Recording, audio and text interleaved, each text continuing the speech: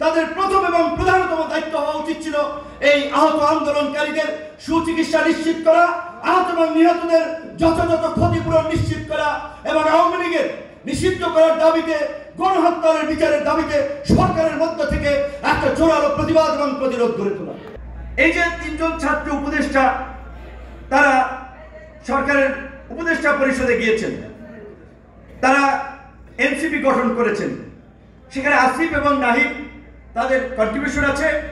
আসিফ নাহিদ 19 সালে 28 বছর পরে অনুষ্ঠিত ডাকসুতে আমাদের প্যানেল থেকে সাংস্কৃতিক সম্পাদক পদে নির্বাচন করেছিলেন। কিছু সময় ছাত্র অধিকার পরিষদে রাজনীতি করেছেন, ব্রেক নিয়েছেন। আসিফ 23 সাল পর্যন্ত ছাত্র অধিকার পরিষদের সাথে ছিলেন। তাদের একটা রাজপথে ভূমিকা ছিল। তারা এই আন্দোলন সংগ্রামে আমরা মনে করি পরিচিত মুখ হিসেবে, ছাত্র প্রতিনিধি হিসেবে এই সরকারে যাওয়ার পরে তাদের প্রথম এবং প্রধানতম দায়িত্ব হওয়া উচিত ছিল এই আহত আন্দোলনকারীদের সুচিকিৎসা নিশ্চিত করা, আহত এবং নিহতদের যথাযথ ক্ষতিপূরণ নিশ্চিত করা এবং আওয়ামী লীগের নিষিদ্ধ করার দাবিতে, গণহত্যার বিচারের দাবিতে সরকারের মধ্য থেকে একটা জোরালো প্রতিবাদ এবং প্রতিরোধ গড়ে তোলা।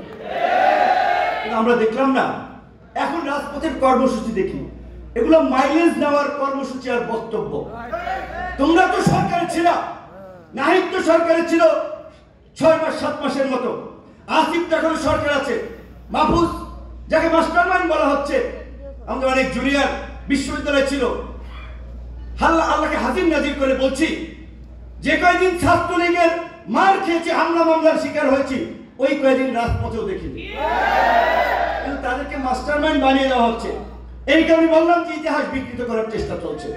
এবং আমরা বলছি যে আজকে শুরুর দিকে এই সরকারের প্রতি যেভাবে একটা সর্বদলীয় সমর্থন গড়ে উঠেছিল, দল মত নির্বিশেষে সকল মানুষের একটা শ্রদ্ধা ভালোবাসা ডক্টর ইউনূস এবং তার সরকারের প্রতি তৈরি হয়েছিল, আজকে দল মত নির্বিশেষে রাজনীতিবিদ এবং সচেতন মানুষ আশঙ্কা করছে বাংলাদেশে আবার নাকি আরেকটা ফিলিস্তিন বানানোর চেষ্টা করা হয় কিনা। আমরা সেই আশঙ্কায় আছি।